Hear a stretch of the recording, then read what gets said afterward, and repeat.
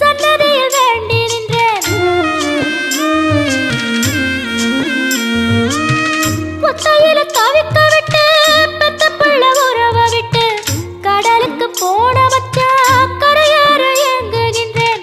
காத்து கொஞ்சம் பலமடைஞ்சா கட்டு மரமாடும் ஐயா. ஏழை எங்க குடிசையெல்லாம் வெட்ட வெளியாகும் ஐயா.